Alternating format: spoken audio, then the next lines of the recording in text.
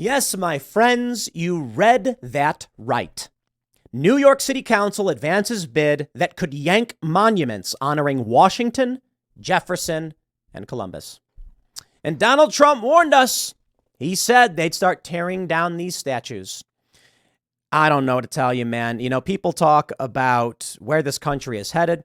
I talk about civil war or civil strife, just whatever this culture war is evolving into. And I do not see how this nation can persist if they are systematically erasing this nation.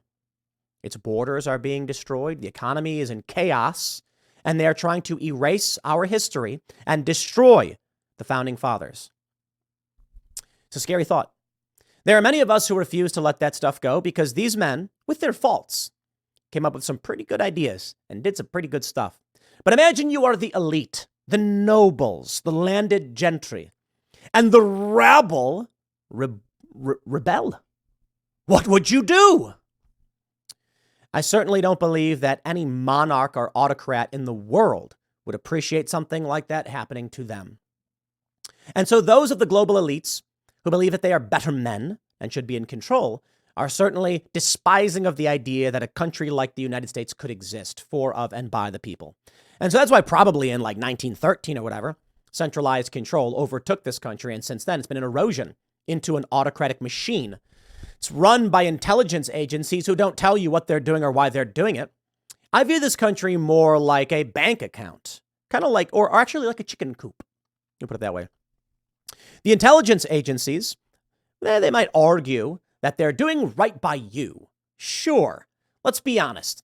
Do I do right by my chickens? I do. They're great. They smell pretty bad, though. But I keep them safe, keep the predators away. I give them sushi. Yes, right. Every Friday here at Timcast, we do a company, hangout where we order a bunch of food for everybody. And the leftovers, only the fresh raw fish, goes to the chickens. Those chickens are living large. Why, though? Is it because I treat them as equals? Of course not. Is it because they're special? Kind of. I mean, they're funny. They're fun to look at, but I don't think about them all that much. No, I take their eggs from them. Their eggs fill my belly and make me happy. And then, we haven't eaten any yet, but eventually we will consume their flesh from their bones. And that's how I feel this country is run by the intelligence agencies. They don't care about what you think, who your family is. They might look and say, oh, he's got kids, how nice. When I see the chickens have babies, we've had like 3 natural babies in the chicken coop. Because chickens tend not to brood. We laugh, we go, oh, look, they got babies. And then we walk away. We don't care. Just keep on doing your thing, producing for what we need you to produce to make my life better. And that's the nature of chicken reality. Yeah, they're funny. It's fun to look at. And that's how I think that this country is run. The powerful elites view you like a chicken. You work, they keep you safe. You produce things, they take from you. They take your bounty. But let's be real. When we have a problem chicken who's causing issues, we remove them without question or thought. Yeah. Oh, we're sad when a chicken dies. But that's how they view you. Just another one. Another grain of sand in the heap. This giant pile of people working to make their lives better. And so that means, for the sake of the chickens in this coop that is the United States, it is in your interest that the people running the show are able to continue feeding you. But to what end? This is why they don't care to destroy your heroes, your founding fathers. The history of this country means nothing. They don't care if you care. They care that their chicken coop is run efficiently. And if the chickens behave problematically, then we have to alter the nature of the chickens. And that's what they do. Thank you for coming to my TED Talk, The Chicken Analogy of the United States. The Democratic-led Council's Cultural Affairs Committee is set to hold a public hearing Tuesday on a proposal to yank artworks from the city property dedicated to historical figures, such as Washington, Peter Stuyvesant, and Christopher Columbus, because of their controversial pasts. Critics immediately branded the effort as cancel culture run amok. Cancel culture? Communist revolution. More like it. Cancel culture is when someone gets fired. This is removing our first president. That's insane. Columbus was a migrant, fumed Angelo Vivolo, president of the Columbus Heritage Coalition. Vivolo vowed to fight any attempt to remove monuments to the famous Italian explorer from city Parkland. including the most recognizable statue at Columbus Circle. Among the council's usual major responsibilities is passing a budget.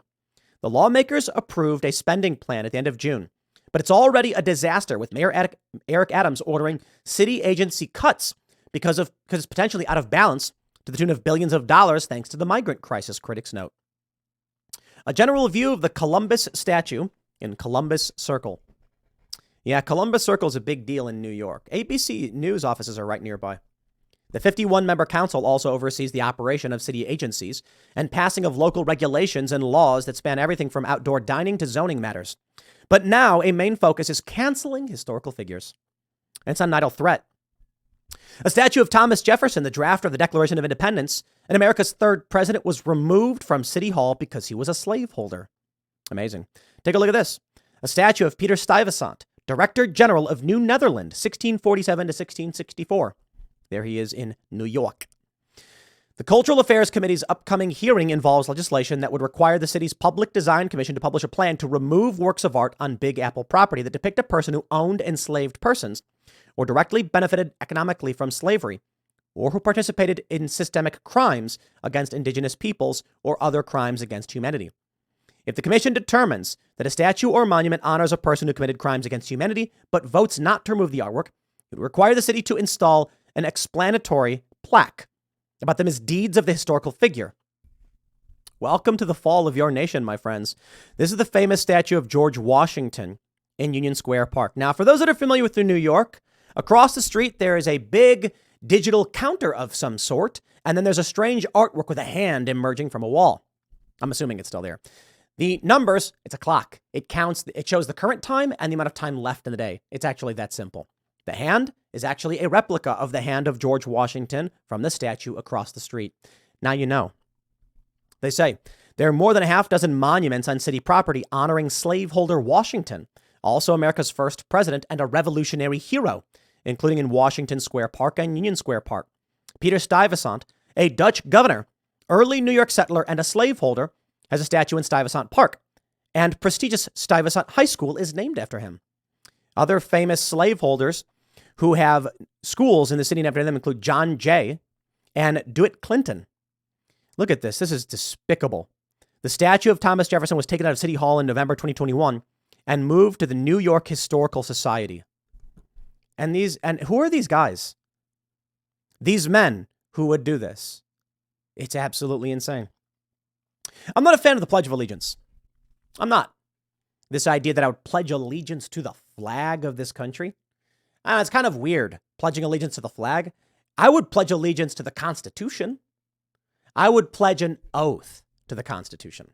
That I can totally understand. The flag thing is weird to me, but, fine, whatever. We were at a Republican meeting and they did the Pledge of Allegiance, and it makes me chuckle. When I was a kid, I never did the pledge. Sometimes. I shouldn't say never. But I'd often just be like, nah, I ain't doing it. I just find it weird that everybody stands there and turns to the flag and then puts their hand over the heart and then pledges allegiance to the flag of the country. Because I am not saying not to have loyalty to this nation. I'm just saying that's a weird thing to do. If they said, pledge an oath to the Constitution, every morning we said, I pledge an oath to the Constitution of this nation to uphold the rights that it enshrines and the system of governance created for, of, and by the people. One nation under God, indivisible, with liberty and justice for all. I'd say, yeah, I respect that tremendously. My point is this. While I certainly have my qualms about standing and honoring and pledging allegiance and all that stuff, loyalty oaths or whatever, I have a bigger issue with men in this country who do not care. Because all that is required for evil to triumph is that good men do nothing. And more importantly, if you don't know from where you came, you are doomed to disaster. You need to understand the past to predict the future. And also, history doesn't repeat, it rhymes. We should not allow the tearing down of statues. Just because someone in the past did a thing by today's standards we think is bad doesn't mean that we destroy their image. We preserve the good. Frederick Douglass, an amazing man, challenged this country to stand by the words that were crafted by their grandfathers and their great-grandfathers pertaining to the rights of men. I mean human beings. The Constitution said that all men are created equal and granted by their creator inalienable rights. In which case he said, does that apply to me? Would your words stand true, or do you lie? Masterfully said. And this was a component in the sentiment to ending slavery. How could you claim all men are created equal with inalienable rights to free speech, life, liberty, the pursuit of happiness, and then claim to own someone as property? A slap in the face to the hypocrites who said they would stand by the Constitution, but then outright rejected the rights of fellow humans. It's abhorrent. And a war was fought over it. The Confederates had some pretty nasty ideas. It wasn't all evil, though. It's just that we did bad things. Human beings, I mean, always, and even to this day. And we strive to do better. So what do we have here? Thomas Jefferson had some really good ideas. And he didn't like slavery. He did not do enough, in my opinion.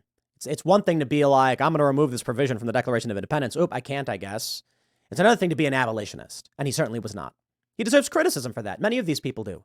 For them to come out and say slavery was bad, but then actually just keep their slaves, oh, spare me. You could do better. You could do a lot. I think it's also important to understand that there is a big difference from slaves being mercilessly beaten and whipped in the fields, as many were, and the horrible crimes committed by these plantation owners, crimes against humanity. And there were slaves in cities who worked in shoe repair stores. None of it was okay. But I think understanding the history and nuance is really important to understand the sentiments and why it was able to persist. Because there were many people that saw slaves, such as working at a tailor shop or a shoe store, and said, there's nothing wrong with it. There's absolutely something wrong with it. Today, most depictions of slavery are the slave being mercilessly beaten. But you may ask yourself, why did people allow this system to continue? It's because a lot of the slaves were house slaves or were not grossly mistreated, and so they justified, incorrectly, obviously, they justified these rights, but they were wrong.